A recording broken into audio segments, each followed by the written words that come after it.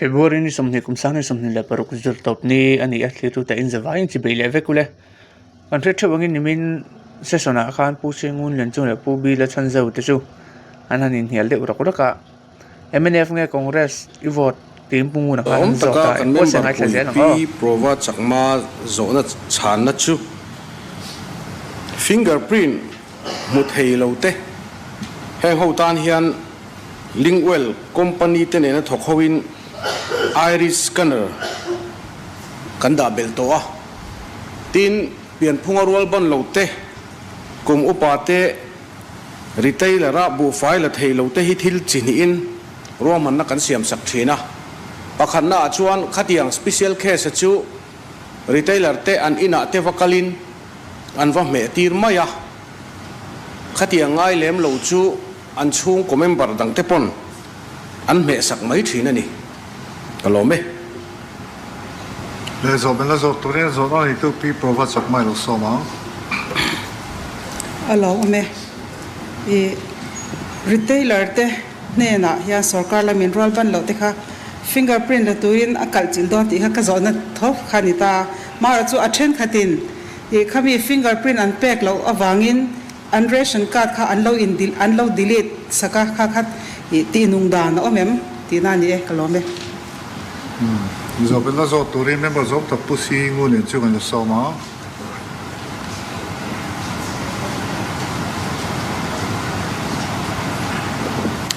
speaker kalome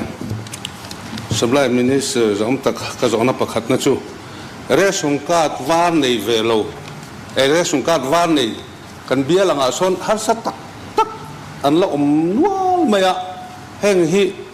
apol athinga thak theidan hi aom theim ti pakhat na ania nimina governor speech kan soina khan kan minister zom tak khan JPM sarkhan nu chuan party awanga retailer ban sum te thla ka to lo ti kha a het chi lo de mi o katia retailer ni tur hian ZPM kher ni angaim ti ka zo na ani a tin chumi ruala pu speaker khoi ten kan soifia bakat chu kha MDC ni kuma November tha lai autonomous council kanin thanga khada khan khopakhat a chuan retailer thoklai khan Congress candidate ta kha an sum te ni wangin an vota chumi wang chuan unit thokan hek sa tu na hen department lam an mang ang khop maya khala kha khoi ta gi min se sakse a khuwa po kan soi kheranga dam lui khuwa retailer thokla ya kha Congress of vota wangin ZPM unit 10 nas ta gin an heka department lam an hau buk sia an mang ang khop maya kha athei ram chuan ati diklo lam ni lovin Congress of vota wang chau ni chu khala kha kan zot do min set sakse tuna pathumna chuan he tunla hian DC tangin circular gas connection check chung changa suak helaya hian hey push speaker iphalnain DC circular hi PMYU consumer te ne na tangin service charge GST telin cheng somnga pakua ania tichuan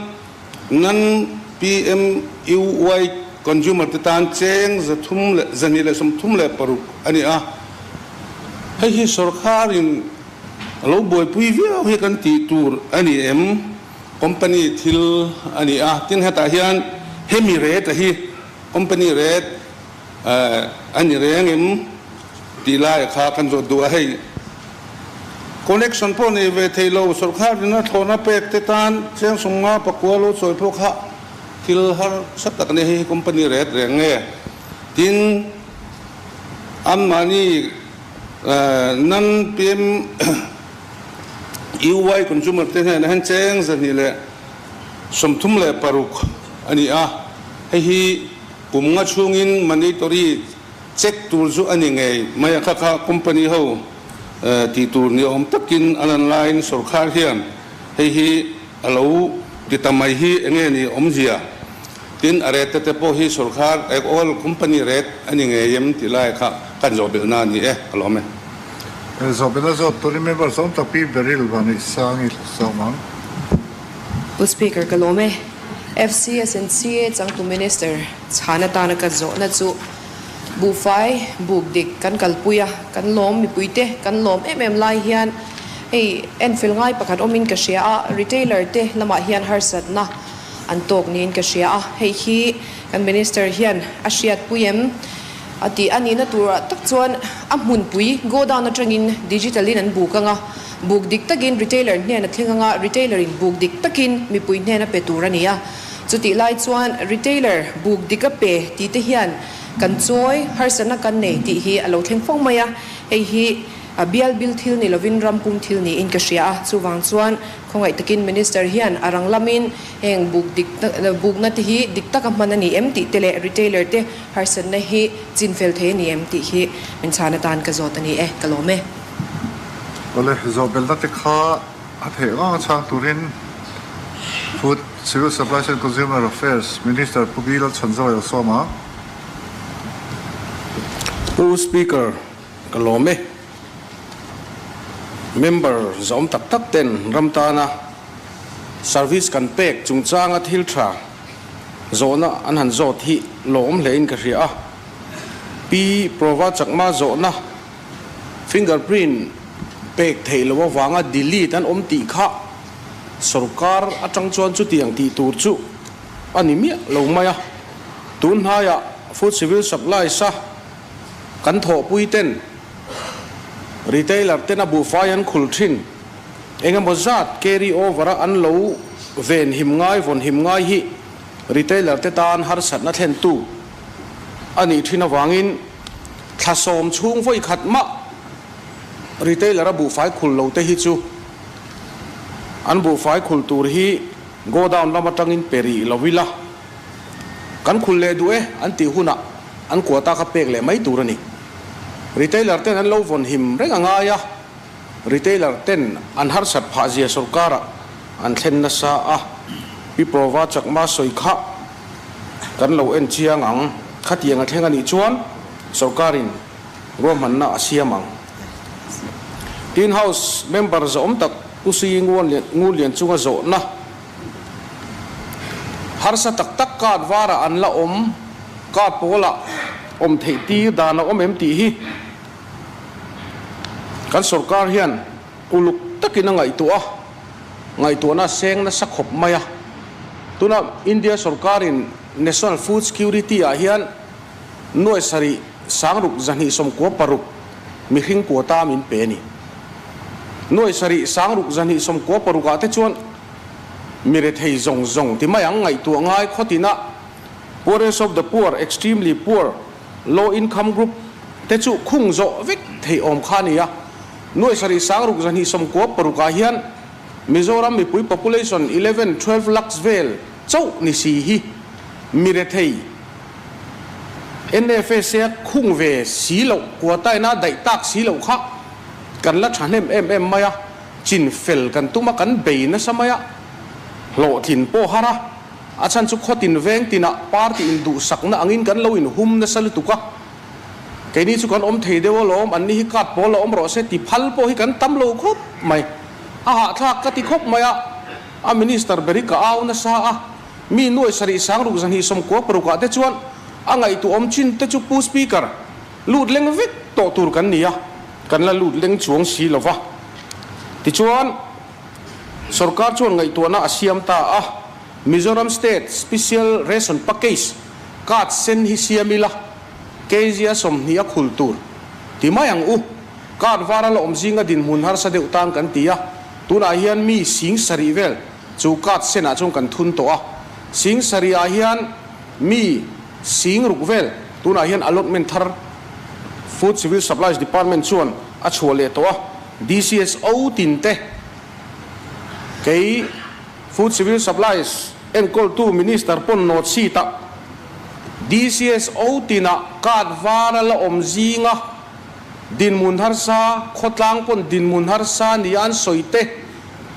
re thei si kat vara cheng som thuma khulan la omani chuan DCSO mo phurna ani yang ti in tuna hian notification kan chhuat thar ta ni social media anh em một tu mà cần về ngã cát var gì ngắm mi har sa đeo anh là ti anh on xoay đi chuan khám area encol tu DCSO mo phuk na kha anh to do na ni chu chu anh ya tin izo na pu speaker pu C.Ngunlianchunga nan zo na akhan cát pola te NF se alu thei em anh ti taka kha chu kan ko ta nuai sari sang lu zan hi som ko paruk kha mi har sa ten kan ho khat mek angin alang sia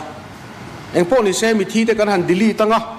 nikum March tha atang khan all India reson kat siam na khol hi anon siam buaya ti mai te ang state sarkar in thei to pa chua chung pon kan la ti fel lei thei lova pu speaker kan buai khup maya Delhi ate kan in tir tha kan in phone renga department na kan tho pui te pon thei to pan chua chungin March 2026 min lo ngai chang kham te u an ti ya hei I kan la ngai chang mek ani tin pu speaker retailer ni tur hian ZPM ni kher ngai em ti chu angai lo ti ani tin dam lui khwa retailerin congress vote ta wangin a vote ti a khiat dan tak khaju pu speaker zot thui long mai la amaro chu he house kan member zom tak pu C.Ngunlianchunga hian congress ni chungin MNF vote ro u atia khan congress nge MNF vote tak ti kha kan speaker kan soi fi la ko ngai khoi MNF nen khan election a kan chang hawa candidate kan ne lo na MNF kan vote puya MNF nan ne lo na congress min vote puya wangin rinom tak le pa takin kan ti ni pu speaker congress rin tak om chungin MNF vote ro tiak atiak kutan bank dur maya kha wang khan kata khan congress candidate kan ne lo wangin MNF kan ring ani alo ome e khatiang khachu kan soi tong khan hey India mi te hian British kan ngai sang khopa sap tong te hi kan za kan ngai ro puya atong kama chuan British hangover ti tong kam hi ni ya sarkar kal to te hangover hi kan la tur ve dewani pu speaker kan party worker te hian sarkar ma sapon an ti thaw lom hian ron ti ke ni te chu sarkar ma sa te ti dan thalo khati ve tur kan ni hleine